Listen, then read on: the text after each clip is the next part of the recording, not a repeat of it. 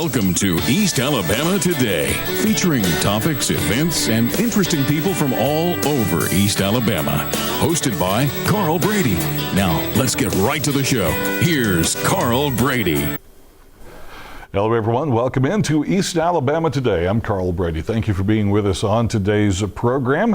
As you know, we'll start things off with some contact information so you can get in touch with me if you have an idea for the show. If you know of something going on in your community that needs to be featured on East Alabama Today, then all you have to do is let me know about it. The best way to do that is to send me an email, cbrady@tv24.tv. Fairs, festivals, special events, things that are happening in your community. You guys are our eyes and ears out on the street in their 9-county base coverage area. So we want to know what's going on in your community, whether it be related to your church organization, your church group, your civic club or organization, your school, just a neighborhood block party that everybody's invited to. Whatever you have going on and you want to help spread the word, then all you have to do is let me know about it. And we also want to know about the interesting people who live in your community. Maybe you know someone who's a writer, an artist, or a musician. Maybe they have an odd or an interesting hobby and you think they would be a great guest for the program. Well, that's exactly who we're looking for as well. So send me information about those folks. Again, at the same email address, cbrady@tv24.tv. And remember as well, if you miss an episode of East Alabama Today and you want to go back and see something you missed, you want to review some information that you saw on a previous show, it's very simple to do. Go to our website, tv24.tv, go to the on-demand section and click on East Alabama Today, and there you will see an extensive series of shows that you can watch at your convenience whenever you would like on your computer, your laptop, your iPad, iPod, whatever you got to do with your mobile device. So you can do that online at tv24.tv. We'll be back with this week's show in just a moment, so hang out with us. We'll be back.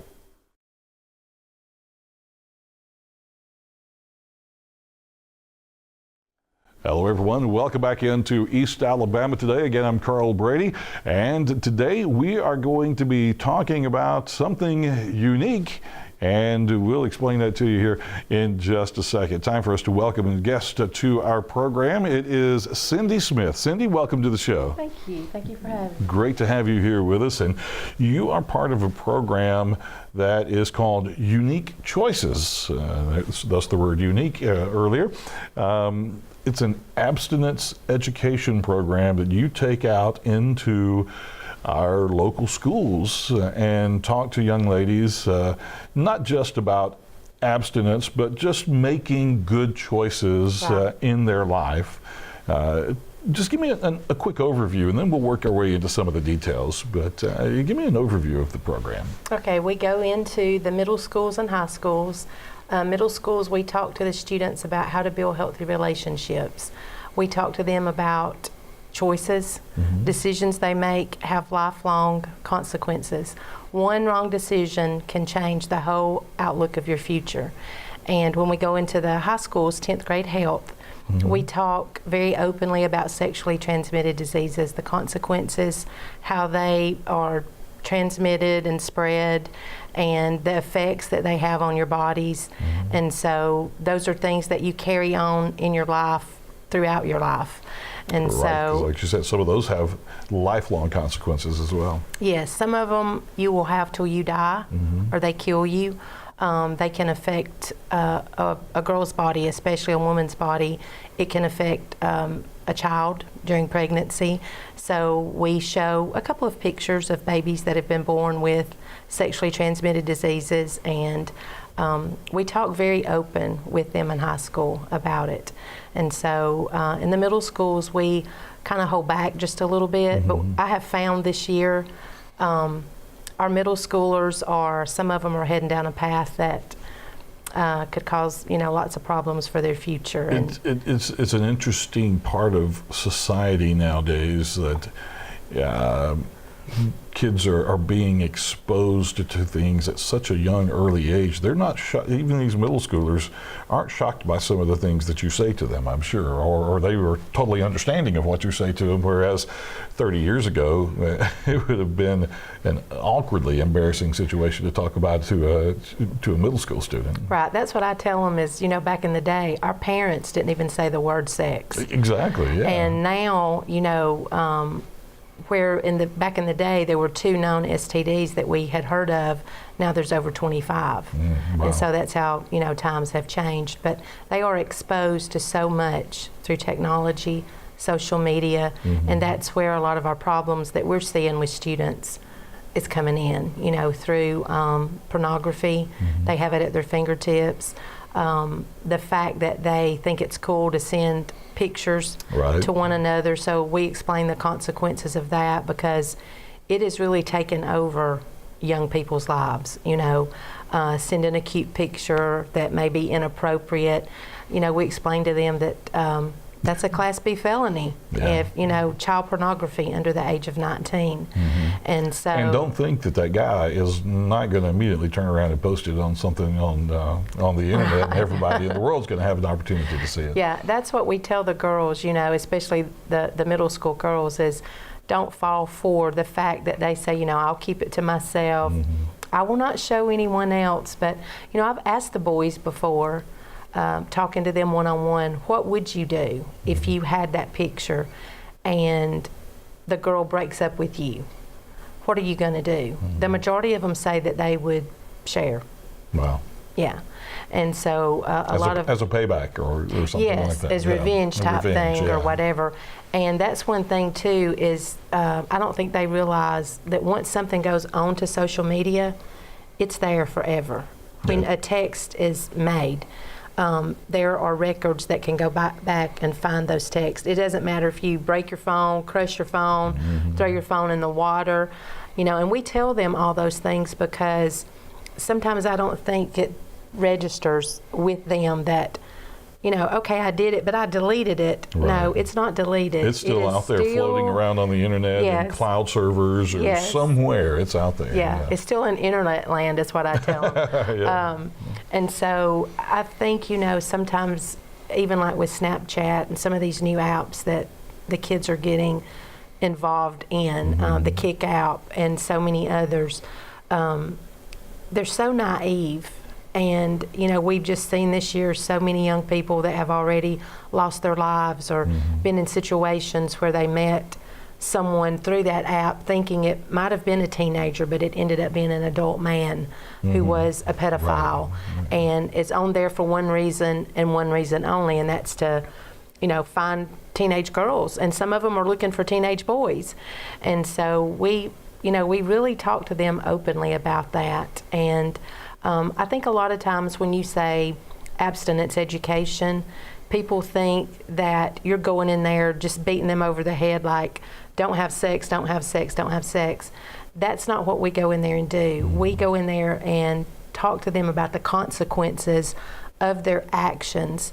And, you know, we've heard so many stories over the last year where the boys, like at Vanderbilt, that the situation came up with the girl that, you know, they took in the room that night and did all sorts of things. Those boys had full scholarships to one of the best universities, and 2 of them are in prison right now because of one decision, one night, and it changed everything. Right. And so those are things that we talk to them about, and, you know, we're very open and honest with them. We share our own personal things that we might have went through as a teenager, and so we want them to see the value of themselves, because now it's like, oh, it's just a thing to do. You know, everybody's doing it. Let's have sex. Let's get pregnant. You know, we want to have a baby. It seems it does seem like it is. I think teen pregnancies as a whole have reduced a little bit if you look at some of the numbers, but it seems to be this popularity trend that these girls think they're getting a doll to take care of or something. There's all these young girls, high school age, 19, 20 years old, who are getting pregnant, regardless of who the man is in their life or whether he stays in their life or not, is just kind of the thing, the popular thing to do. And that's very concerning, that particular thought process and attitude. Well, so many of them, their parents come to their rescue. They, there's so many grandparents raising their grandchildren. And a lot of the girls, that's their answer. Well, my mom and dad, they'll help me, or I can get free stuff, or that's one of the things that we share with them. Last year, some information was given out. When a child is born, for 18 years, from the time of birth through 18 years, just their basic needs is about $200,000 or more. Right. And and that's what I always ask those girls, do y'all have $200,000? Yeah, where are you going to get $200,000 for the next 18 and years? that's just food, clothes, providing them a place to live, those type of things. And so when certain things that you say to them, it does cause them to begin to think like, oh. But then you have some, I've had girls tell me, 14-year-olds, I've already had sex. I liked it. I hear what you're saying, but I'm going to keep doing it. Wow. And that's awful young. Yeah. And that breaks your heart. Yeah. As a parent, and just knowing the things that they're going to face, in their future.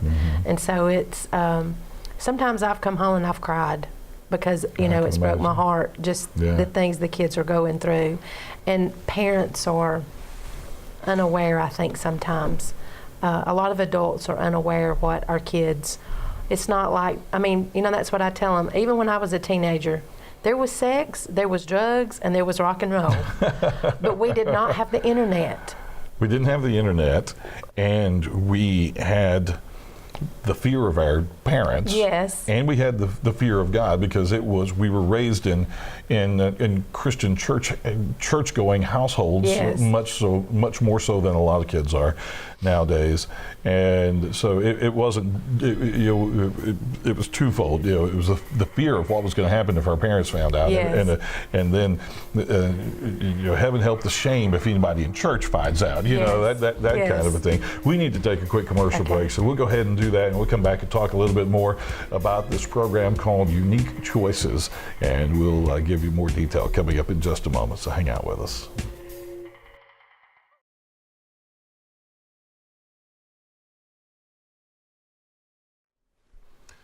Welcome back into East Alabama Today. We're talking about a local program called Unique Choices. It is an abstinence education program in name. We call it an abstinence education program, but as we've been talking, it's much more than just that. As we were going to break, you when you think of abstinence education, you immediately think of a religious aspect to it as well, of the morality aspect, or of what are the neighbors going to think, and mom and dad getting embarrassed. And back in the 50s, when teenage girls would get pregnant, they'd be sent off to live with an aunt 3 states away, kind of thing.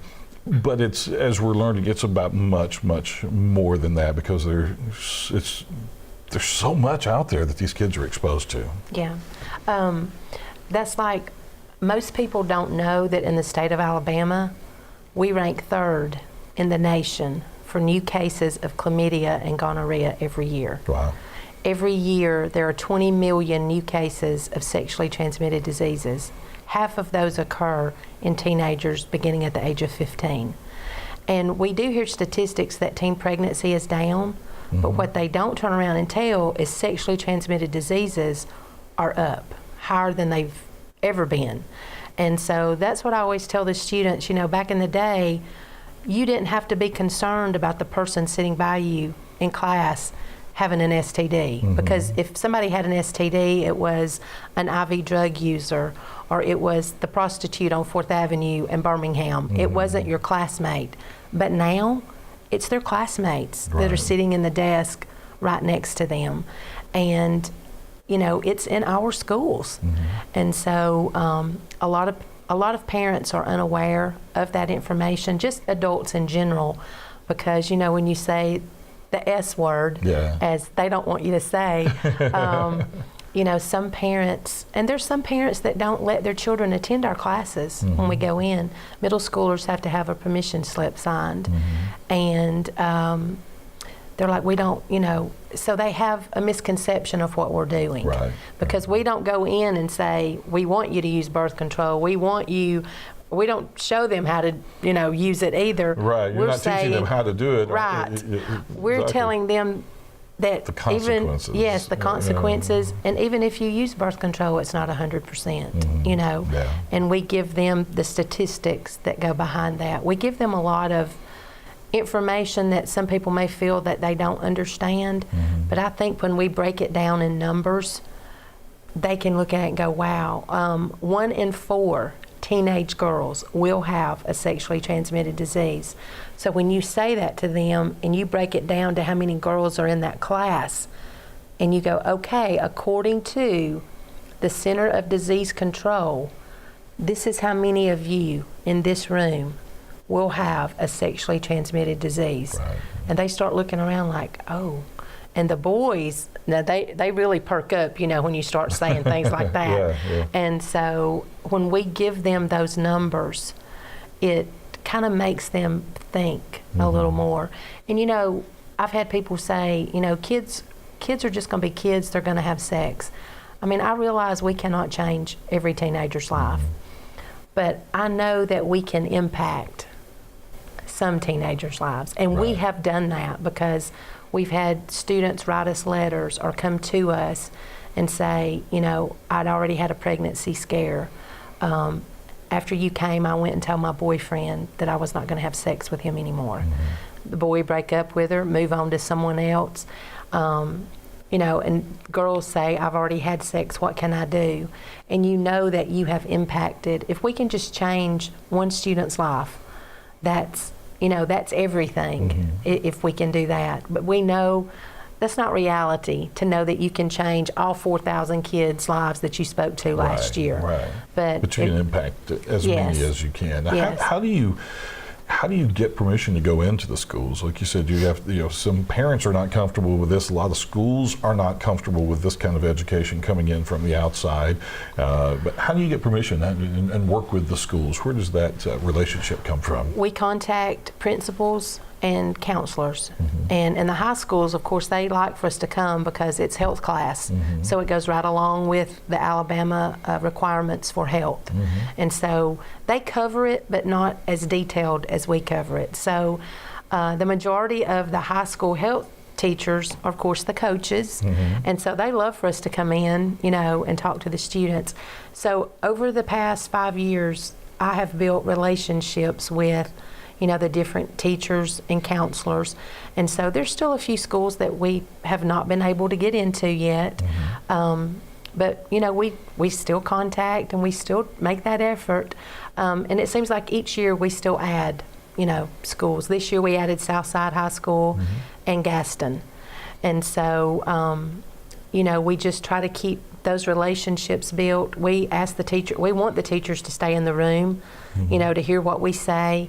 And we have, you know, quite a few teachers that are very open, you know, with their students. Some work with their youth at church. So, you know, we come in and they say, you know, she may mention God. If she does, if you have a problem, you come to me. But, you know, I've never had a student to really say anything. Right. You know, they ask questions. And sometimes they'll ask me things to try to get me, like, caught in something. Oh yeah, and kids are smart like that. Yeah, and I'll say, you know, we're not here to debate that today. We're here to talk about, you know, this. Right. So, but when we go in Christian schools, we do talk about God. I mean, He was the creator of it all, and we talk about it very, you know, open with them as far as the standpoint of how God designed marriage to be and everything. In the public schools, we can't do that. Can't get that specific. Yeah. Now, if a child asks a question, you know, they might say something about Adam and Eve or, you know, something along those lines, we can kind of, you know, go in that way. But over the past couple of years, we really have to be more careful. Sure. And we're seeing a lot of students that are experimenting, bisexual, lesbians, And in our middle schools, we're seeing that more so. I've seen it more so this year than I have in the last, this is my 5th year to work with the program. Right. So, but it's like I tell them, you need this information regardless. Sexually transmitted diseases do not care. That's They don't true. care if you're black, white, rich, poor, whichever way you feel like you want to go. You still need this information because it affects you anyway. Absolutely. And so that's, we want them to have that information so that they have the knowledge and they're educated. And I've read a lot of articles this year where people have come against the abstinence education programs because they feel like we are going in and just hounding them about sex. And that is not what we do. Right. We give them facts, information, and truths. And they really do want people to be honest with them. If their parents would just be honest with them, it would help these kids. Because when you have a classroom of 40 students and you say, okay, how many of you have had the talk with your parents? And you have 2 out of 40 students raise their hands, it all still goes back to the home, mom and dad. Tell me, we're running out of time, so tell me about the girls in the extended program. The Girls of Virtue is what you call them. Yeah, some special girls that work on some special projects with you, including a fundraiser that you've got coming up on March 10th, right? Yes, next Thursday night, March the 10th. It's at 6:30 at the Gadsden Country Club. We've teamed up with local retailers, boutiques, and shops. And we, throughout the year, will go in and do photo shoots for advertisement for them, free of charge. And they, in turn, do the fashion show with us. And so we model their, clothing. And it's a great night of fashion. We have worship. We do several different things, throughout the evening. And so the Girls of Virtue, we started that in 2014. Just a way to include teens that we have been in contact with and to try to think of a way to raise money for this program because we're not funded by government funds. And so we didn't want to do come sit down banquet type. We wanted to do something different. And so, basically God just gave me the layout for it and I wrote it all down on paper and just really prayed about it, and He's just put it all together. And so it's been a lot of fun, and the girls are awesome. I have a couple that really stand for this, and this is a stand they've taken for their life. And we do a Christmas brunch for the girls at 13th Place. That's our outreach that we do every year. And this year we hope to be involved in the Veterans Day parade and the luncheon. We've been asked for the girls to volunteer for that this year. Good. And so we want to be a part of the community so that people know what we're about and what we're doing. And we just need, folks' support and come to the event and find out really who we are and what we're all about. Okay, well, we need to do another commercial break, so we'll do that and be back with a quick wrap up in just a moment. So hang with us.